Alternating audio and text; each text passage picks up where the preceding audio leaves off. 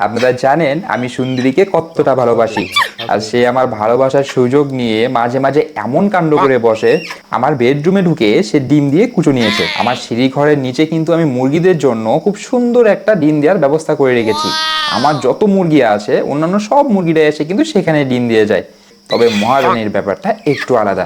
আর এখন যেহেতু সে কুচো নিয়েছে, তাই তার জায়গায় তাকে কুচোই বসিয়ে দিতে হবে, নয়তো বাসার মধ্যে সে পটি করে দিবে। 17 দিন পরে দেখুন কাণ্ড, তার পেটের নিচ থেকে একটা গুড্ডি বাইর হয়ে উকিঝুঁকি করছে।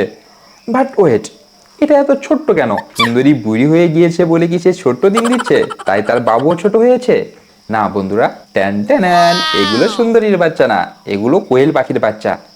ওই বুঝুম, মুরগি দিয়ে কোয়েল পাখির ডিম ফোটালে একটা জিনিস লক্ষ্য রাখতে হয়, যখনই কোনো বাবু ফুটে বাহির হবে তখনই তাকে সঙ্গে সঙ্গে সেখান থেকে সরিয়ে নিতে হবে। আর মুরগি দিয়ে যদি তাদের আমি ফস্টার করানোর চেষ্টা করি তাহলে কিন্তু এভাবে ভর্তা হয়ে যাবে। আমি অতীতে আমার এক্সপিরিয়েন্স আছে।